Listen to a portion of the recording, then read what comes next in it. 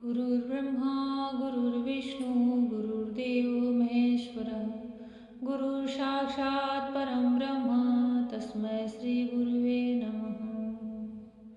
जय श्री कृष्णा मेरी soul family. आध्यात्म आपके अपने चैनल पर मैं नंदा आप सबका बहुत बहुत स्वागत करती हूँ। श्रीमद् भागवत महापुराण का 12वां अध्याय और 7वां स्कंद सप्तम स्कंद चल रहा है और नारद जी युधिष्ठिर जी के राजस्व यज्ञ में युधिष्ठिर जी को ज्ञानोपदेश कर रहे हैं। युधिष्ठिर जी के प्रश्न पूछने पर उन्हें तरह तरह के भगवान से जुड़े हुए ज्ञान प्रदान कर रहे हैं। नारद जी युधिष्ठिर को इस समय भगवान की सृष्टि में बनाए हुए जो वर्णाश्रम धर्म है उन्हीं पर व्याख्यान कर रहे हैं। स्त्री धर्म क्या है, क्षत्रिय धर्म क्या है, ब्राह्मण धर्म क्या है, भक्त का धर्म क्या है। अब इस समय युधिष्ठिर जी के पूछने से ब्रह्मचर्य और वानप्रस्थ आश्रमों के नियम और उनके धर्म की व्याख्या कर रहे हैं। नारद जी कहते हैं, धर्मराज, गुरुकुल में निवास करने वाला ब्रह्मचारी अपनी इंद्रियों को वश में रखकर दास के समान अपने को छोटा माने।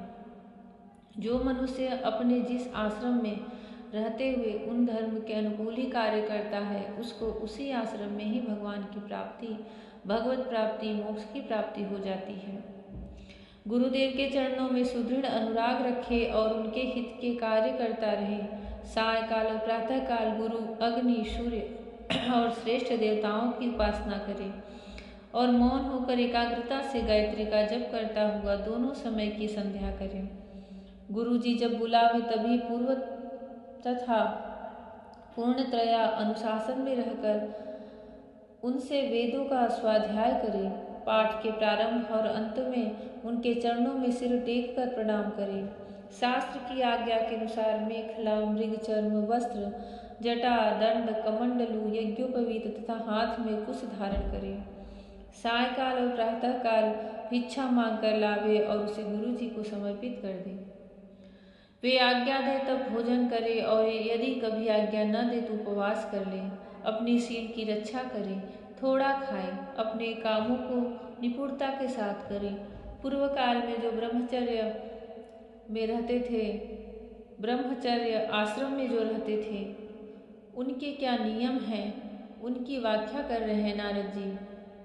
अपने शील की रक्षा करे, थोड़ा खाए, अपने कामों को निपुणता के साथ करे, श्रद्धा रखें और इंद्रियों को अपने वश में रखें।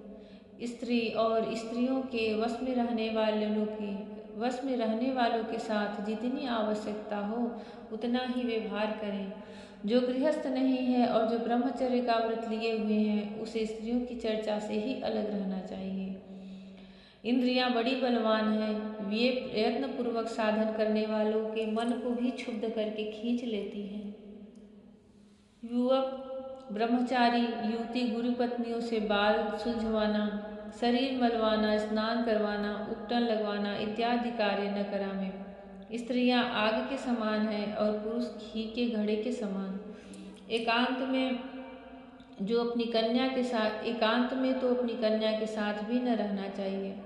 जब वह एकांत में न हो तब भी आवश्यकता अनुसार ही उसके पास रहना चाहिए। जब तक यह जीव आत्म साक्षात्कार के द्वारा इन देह और इंद्रियों को प्रतीति मात्र निश्चय करके स्वतंत्र नहीं हो जाता, तब तक मैं पुरुष हूँ और यह स्त्री है, यह द्वैत नहीं मिटता। और तब तक यह भी निश्चित है कि ऐसे पुरुष यदि स्त्री के संसर्ग में रहेंगे तो उनमें भोग्य बुद्धि हो ही जाएगी। ये सब शील रक्षादि गुण गृहस्थ के लिए और सन्यासी के लिए भी विहित है। गृहस्थ के लिए गुरुकुल में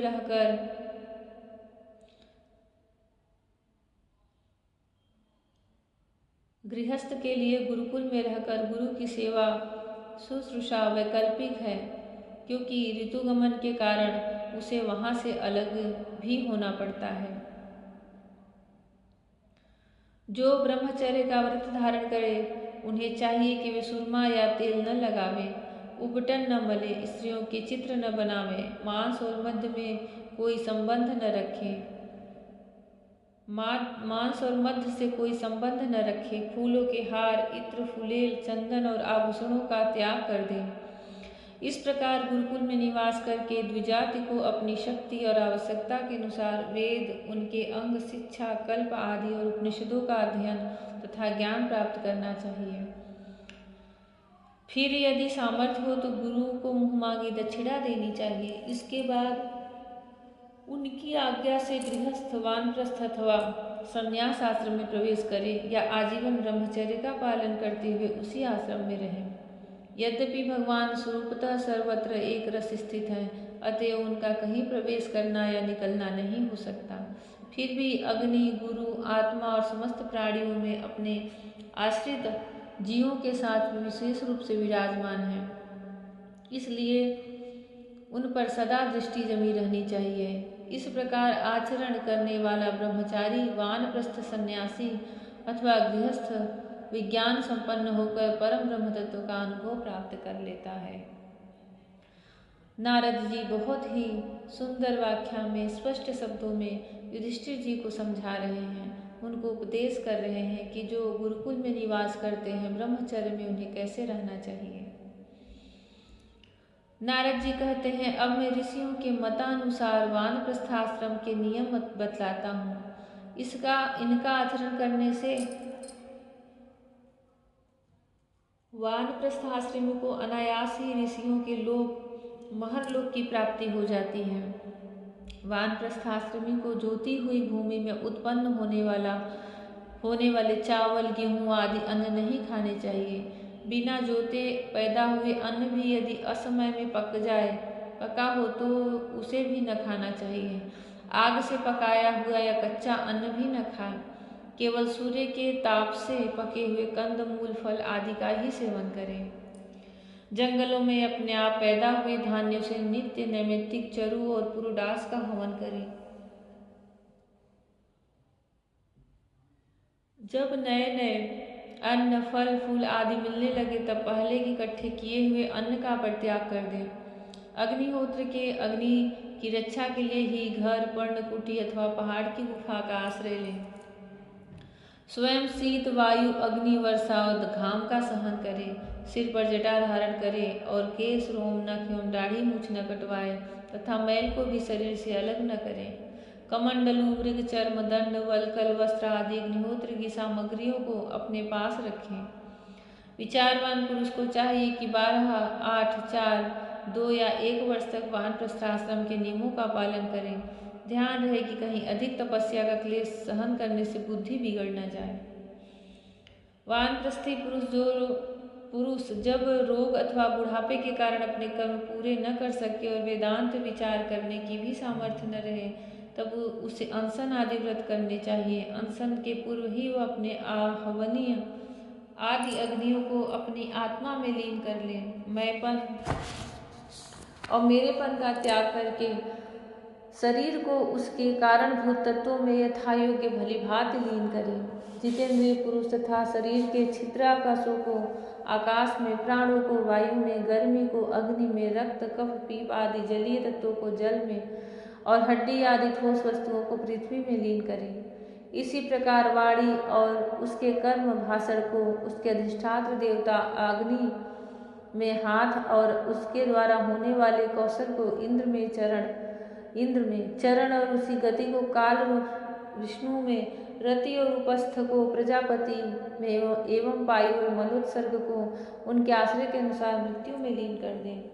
श्रोत्र और उसके द्वारा सुने जाने वाले शब्द को दिशाओं में, स्पर्श और त्वचा को वायु में, नेत्र सहित रूप को ज्योति में, मधुर आदि रस के सहित रसनेन्द्रियों को जल में और युधिष्ठिर घ्राणेन्द्रिय एवं उसके द्वारा सूंघे जाने वाले गंध को पृथ्वी में लीन कर दें। मनोरथों के साथ मन को चंद्रमा में, समझ में आने वाले पदार्थों के सहित बुद्धि को ब्रह्मा में तथा अहमता, ममता रूप क्रिया करने वाले अहंकार को उसके कर्मों के साथ रुद्र में लीन कर दे। इसी प्रकार चेतना सहित चित्त को क्षेत्रज्ञ जीव और गुणों के कारण विकारी से प्रतीत होने वाले जीव को परम ब्रह्म में लीन कर दें। साथ ही पृथ्वी का जल में, जल का अग्नि में, अग्नि का वायु में, वायु का आकाश में, आकाश का अहंकार में, अहंकार का महतत्व में, महतत्व का अव्यक्त में और अव्यक्त का अविनाशी परमात्मा में लय करते। इस प्रकार अविनाशी परमात्मा के रूप में अवशिष्ट और जो चिद्वस्तु है वह आत्मा है, वह मैं हूँ, यह जानकर अद्वितीय भाव में स्थित हो जाए। जैसे अपने आश्रय काष्ठादि के भस्म हो जाने पर अग्नि शांत होकर अपने स्वरूप में स्थित हो जाता है, वैसे ही वह भी उपरत हो जाए। जय श्री कृष्ण। यह आत्यंतिक मोक्ष की व्याख्या, आत्यंतिक मोक्ष कैसे प्रदान होता है, जो आश्रम में रहते वानप्रस्थ आश्रमियों को, उनका प्रसंग नारद मुनि युधिष्ठिर जी से कह रहे हैं। भगवान श्री कृष्ण हमें भी इन शब्दों को समझने की, उनके अर्थों के गूढ़ रहस्यों को समझने की समझ बुद्धि प्रदान करें। श्री कृष्ण सबके जीवन में रस बरसाएं, सबकी मनोकामनाएं इच्छा पूर्ण करें, श्रीमद् भागवत महापुराण सबका पूर्ण कराएं। जय श्री कृष्ण। राधे राधे। जय श्री कृष्ण। हरि ओम।